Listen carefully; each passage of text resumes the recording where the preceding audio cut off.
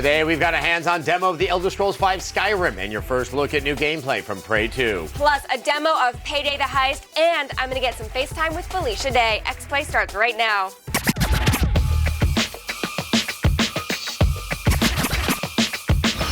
Hello and welcome to Exploit, the show that doesn't turn on its headset. I'm Morgan Webb. And I'm Adam Sessler. You guys are racist. Yeah, you are. Coming up, we've got your first look at brand new gameplay from Prey 2, which is basically the closest thing we're gonna get to a good Blade Runner game.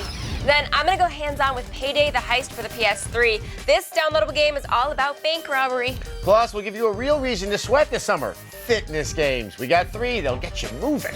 And later, new shark Casey Schreiner is all the headlines in this week's edition of the MMO Report. He can't stop moving or he'll die.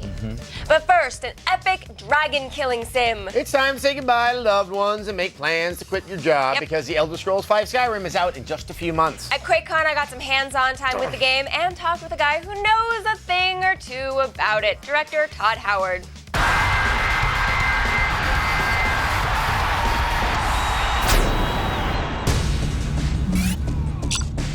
Pretty much anyone who loves video games is excited to get their hands on the Elder Scrolls V Skyrim. Fortunately, Christmas came early when I got to not only play the game, but talk it over with Bethesda head honcho Todd Howard. All right, I am here with Todd Howard, game director at Bethesda Studios, and of course you are working on Skyrim. Indeed. And we are here at QuakeCon, and it's made quite the splash here. Yeah, it's a bit terrifying for us, you know.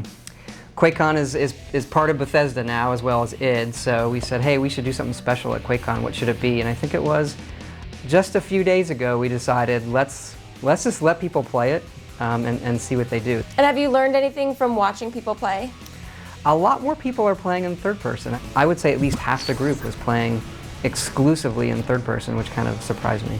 Okay, so now as you're watching everybody play, what talents do most people pick? I mean, are they picking up a sword and shield, or I probably took the cheap way out and just got as much fire in my hands as possible? Most people go with the weapons, actually, because they, you know, it's what you find initially. Magic tends to be something that doesn't feel like you have a lot of options at first, but then you feel like, oh, I'm becoming really, really powerful. So the way you were doing it with dual wielding the flames is a really powerful option. But I find people like... But you get screwed when you run out of... You do. When you run out of magicka, yeah. you can't do it.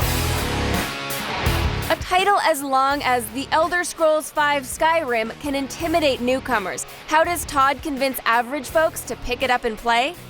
You say, hey, do you know Lord of the Rings or fantasy worlds like that? This is like that for video games, but you get to be whoever you want to be and then go do whatever you want. It's like kind of a wide open sandbox virtual fantasy world that, you know, becomes your own. Well, we're sold. And now a bonus question to satisfy hardcore gamers. What did you learn from the last Elder Scrolls game and from Fallout that you really wanted to bring into this game? The game is by far the biggest thing we've ever done and has the most features and perks and all of those things, but we want to lead you into that because it can be kind of, even if you've played Elder Scrolls before, it can be kind of daunting. So those are the things we took away. All right, so everyone at home is going to get to check it out for themselves on 11/11/11. 11/11/11. Can't forget it. You should clear your calendar because the game is going to be huge. Thank you very much. Thanks.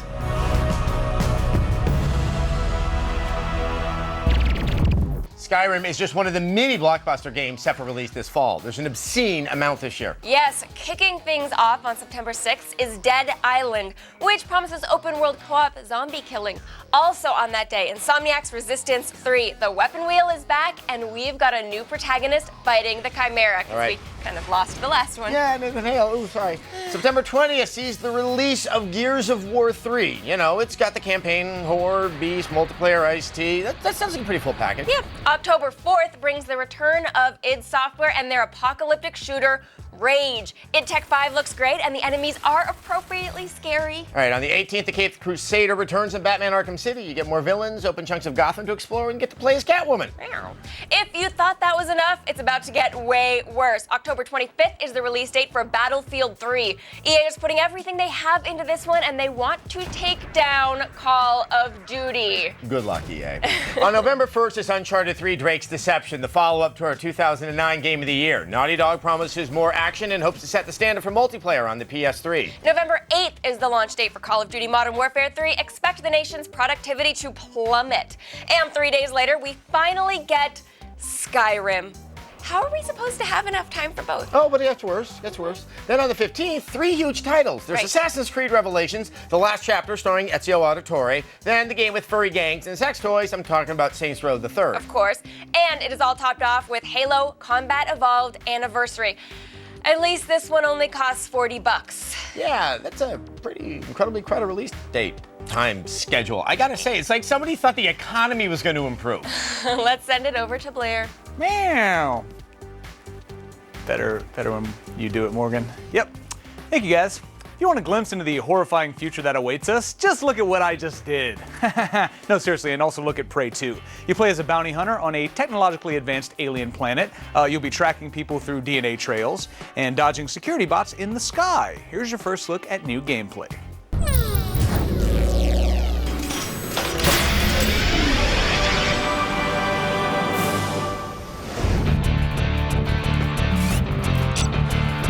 I am here at QuakeCon with Chris Reinhardt. He is the project lead on Prey 2. Okay, so let's talk a little bit about what kind of game Prey 2 is, because it has a lot of different elements in it. Well, the core of the game is that you play a badass bounty hunter in this sci-fi world. So pretty much enough said, right? Done? No. Yeah, pretty much. I mean, as a bounty hunter, you've got cool gadgets, you've got different weapons, all this really awesome gear, and you're tracking down and capturing these crazy alien super freak scum that are in this awesome sci-fi world.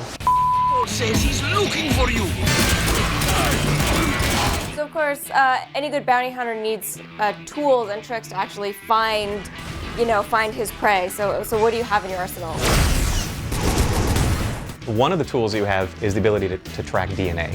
So certain targets will leave a DNA trail, or you might come across like a grisly scene and something horrible happened there. You can flip your DNA tracker on and follow a blood trail back to the source and kind of see what started this particular scene.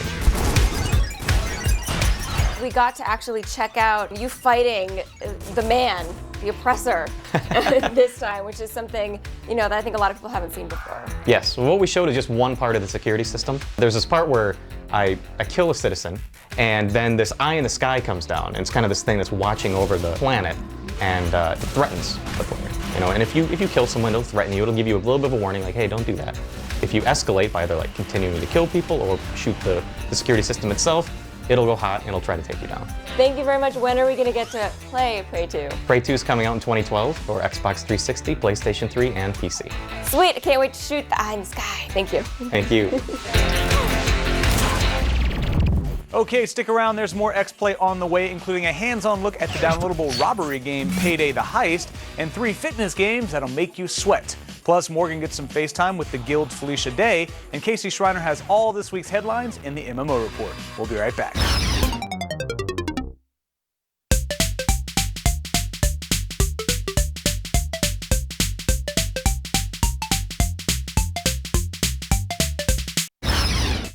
This portion of X-Play is brought to you by Verizon, America's largest and most reliable wireless network. For the latest on the world of video games, all you have to do is what comes natural. Go on Facebook. Go to our page at facebook.com/xplay and click like. Seconds of awesome.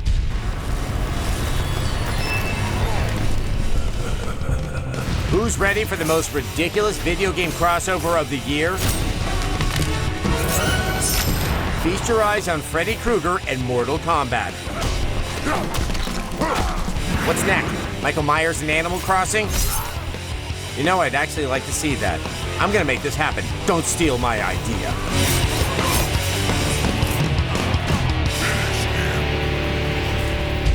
Seconds of awesome.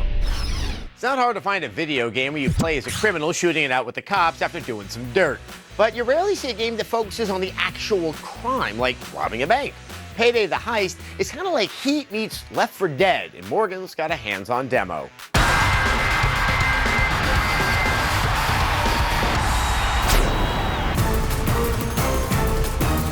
Payday the Heist lets you earn money the old-fashioned way, armed robbery. With gun in hand and up to 3 friends at your side, you'll need to complete a series of objectives and stay alive, while the police and 1,000 bullets try to bring you down. Learn to work together or die alone. I'm here with Simon Vicklin. Now, he is one of 2 creative directors at Overkill, and we want to give credit where credit's due, and we're looking at a game called Payday, the Heist. So will you tell us what we're doing right here in this level? So we're in the middle of this heist here where they're going into this crack house to steal a great deal of money. And Payday the Heist is an action first-person shooter where you play together with your friends and you rob places. So how does shouting work in the game? We actually have a button for shouting at people. Your teammates, you can shout at them and make them come over and follow you. You can shout at the civilians and make them throw themselves to the ground and stay out of the line of fire. If you shout at the police officers, you can try to intimidate them. You can actually take police officers hostage too. So what kind of officers are you going to fight? We will have everything from cops for hire, bank guards and stuff like that. There's also SWATs, as you can see there. And heavy SWATs. Yeah, exactly. They can take more bullets and they're definitely more aggressive, better accuracy and stuff, better trained. We have some special enemies as well. There's this guy in a bomb suit that's walking around with a big shotgun and he's completely fearless and he can take a lot of damage. We have a guy with a riot shield that both he and his fellow law enforcers can hide behind, and he's moving fast and he's fearless as well. And you gotta flank him and go around him to shoot him. And how does the experience system work? You get experience from everything that you complete, like objectives and challenges in the game. A challenge might be like killing X amounts of enemies with a certain weapon or killing X amounts of a certain type of enemy. When you've gained enough experience, this bar will be filled up and then you level up. You get full health and full ammo, which is always nice if it happens in the middle of a heist. And you also get new weapons, new equipment, new perks. We have shotguns and submachine guns and fully automatic assault rifles and semi-automatic assault rifles and pistols and revolvers. Well, when do we get to go on a heist of our own? The game is gonna come out later this year. Later this year. I can't wait. Thank you so much for coming by and bringing us the game. Back to you, Blair. All right, bear with me. They make a movie, main character, fat Val Kilmer. He's running up the stairs to the top of that building with his ponytail all sweating. It would be so funny. Let's talk about gaming. It doesn't have to be a passive sedentary experience where you only move your thumbs or, occasionally your arm for snacking. There are actually plenty of fitness-based titles for Kinect and PlayStation Move that will get your blood pumping, and we sent Kristen Adams to test some of them out. Here's 3 games to make you sweat, presented by Gatorade. The stereotype of gamers being scale-tipping World of Warcraft addicts is a bit antiquated, don't you think? I mean, we love to move too, right? Which is why I'm here at a real-life gym, as opposed to a fake-life gym, to show you games that make you sweat. The first game is the Biggest Loser Ultimate Workout for the Kinect. First things first, rule number 1. The motion sensor is unforgiving, okay? This thing won't let you cheat, so don't expect any cheat codes coming from me on this game anytime soon. The thing I like most about it is that it lets you record a video diary. Dear Biggest Loser Video Diary, this morning for breakfast, I ate an entire bag of Oreos. I've been stealing my neighbor's Netflix movies. I didn't cry at the end of Old Yeller. Oh, and I stabbed a man in Reno one time just to watch him die. The next evolution in the fitness game is Your Shape Fitness Evolved. It offers tons of different personal exercise routines, from general workouts to Tai Chi relaxation, which is what I'm doing right now. But if you really want to get the most out of your time, you should just go straight to the cardio boxing workouts. I like this one. Those are all well and good, but UFC Personal Trainer, the ultimate fitness system, blows them all away. It even comes with its own UFC Personal Trainer. Pretty cool, huh? This is Uriah Faber. Thanks for talking with us today. My pleasure. Okay, so tell me about UFC Personal Trainer. The UFC Personal Trainer is basically a fitness game, but it incorporates all the different disciplines that we do for mixed martial arts. Do you have to have any knowledge of that whatsoever to be able to do these moves? No, you don't. I mean, that's kind of what the game's about, is teaching folks what it's all about. And we have different instruction for different disciplines, and it can take you from the basics and you can get really good at it. You ready to train like a pro? All right, stand back. Okay. It's my time to shine. Go.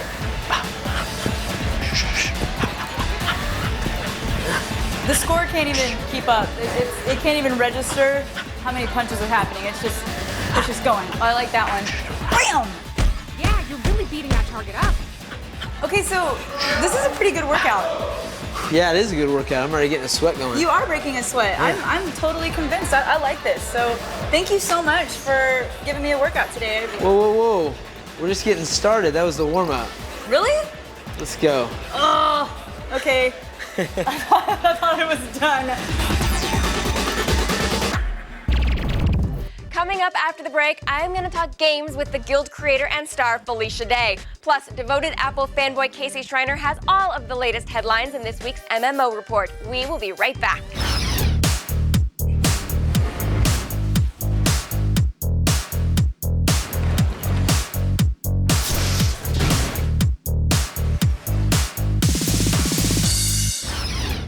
This portion of X-Play is brought to you by Gatorade. Prime, perform, recover. This October, G4 will debut a new groundbreaking documentary series. Bomb Control Afghanistan embeds viewers inside the military's most dangerous job. This is war like you've never seen it before. Bomb Patrol Afghanistan premieres this October only on G4. Go to g4tv.com/Bomb Patrol for exclusive videos, photos, and more.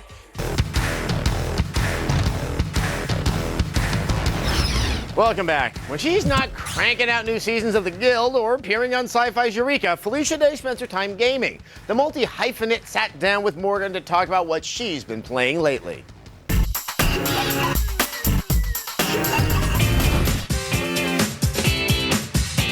I am here with Felicia Day. Now, she is the creator of The Guild. One room, 6 people. Unbelievable. Let's talk about The Guild. If somebody actually hasn't seen The Guild or heard of The Guild, how do you describe it? The Guild it's a web series about a group of online gamers, and basically it's a comedy about how they interact online and offline. And we've been doing it for 4 seasons, and we're on our 5th season now. Yeah, your hair is kind of obscuring Sunday. Thanks, Codex. And it's also actually brought you opportunities because you have a role on Eureka now. Yeah, and that was written specifically because of The Guild. They were like, we love what you do. We see this character who's really high energy and neurotic and really smart, and we'd love to like just have you on the show. It's just a real privilege to know that the hard work that we did on the web in my garage has paid off for me to be able to do both of them. Time warp spell, work, please. So what games are you playing right now? Oh wow, I've been so busy going back and forth. I do a lot of just playing on my desktop. Like, I love tower defense. It feels like I'm productive because I'm planning. There's a lot of organizational skills. Have you played Trenched yet? Yes, I have. Yeah. Although I downloaded the demo, and I'm like, I don't know, because I kind of like the top-down view a little bit better, and kind of like defense grid and all that. Let's set up some defenses. I love playing those games just on a browser because that's what I can do in my hotel room. I was playing Bastion last night, which is awesome, and I'm playing some WoW, which is cool. I've worked really hard. I feel I've earned a 3-month vacation just to be doing some games. Because when Skyrim comes out, that's going to be pretty much consume most things. Yeah, I mean, yeah, you're a big RPG player too, right? So it's like, no? Yeah, no, absolutely. Yeah. So I'm sure I'll see you online. Thank you very much for being with us today, and you can always find out what she's doing on Twitter, of course, and your Twitter name is? Is my name Felicia Day. And mine's @MorganWebb, just so you know. I mean, I follow you. Girls gotta stick together. Mm-hmm. Power.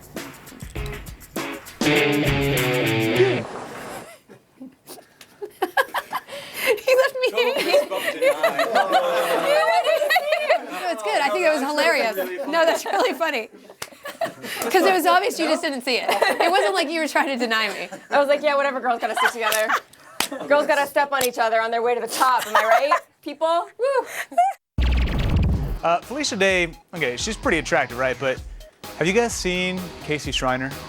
Like, his shoulders are so square, it looks like his jacket is actually on a hanger. And then underneath that beautiful man forest of a beard, he's got these cheekbones that are like a Russian writer in the 20s, and he's just, oh man, just MMO report.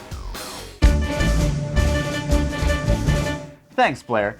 Last week, DC Universe Online migrated all their players onto mega servers, boosting the player population density and making it easier to find a group. Some players may have to change their character names as a result of the move, but anyone forced to do so will get another name change free of charge if they want. Still no word on whether or not Sony plans to follow through on their promise of cross-platform servers, allowing PS3 and PC gamers to play together. But at this point, just having the game up and running is a victory. Way to go, Sony. BioWare and EA have given us yet another video for Star Wars The Old Republic, this time detailing everyone's favorite pseudo-intellectual hippie force ninja, the Jedi Consular. Showing off some powerful AoE skills along with ally healing and buffs, this warrior monk can kick some serious ass even with that stupid goatee. Unfortunate facial hair aside, the design of this particular Consular's robes are pretty impressive, and if this is what SWTOR's healing class is going to play like, well, let's just say no one's going to be fighting over who plays the priest anymore. On July 28th, Blizzard filed a trademark for the title Mist of Pandaria, which is listed as a piece of, quote, computer game software. The general consensus on the internet is that this is probably the title of the next World of Warcraft expansion, leading people to believe that the Pandaren monks will be the next playable class. Of course, this is all just speculation at this point, and in no way confirmed by Blizzard. But we're gamers, we live and breathe rumors and hearsay, so feel free to continue freaking out. For even more news from the world of MMOs and a brand new full episode of the MMO Report every Thursday afternoon, go to g4tv.com/MMO. But because apparently the block has not been attacked enough, let's check out what's coming up on XPlay. Next week, get ready to step back into the cage. We've got a preview of UFC Undisputed 3. Plus, we'll reminisce about the days of 16-bit games and celebrate the 20th birthday of the Super Nintendo. Then, a preview of the brutally challenging Dark Souls. Plus 5 must-have titles for Xbox 360 owners. And we have a special anniversary coming up. Yes, the Super Nintendo 20th anniversary. You know, that's actually kind of the black hole I have in my gaming experience.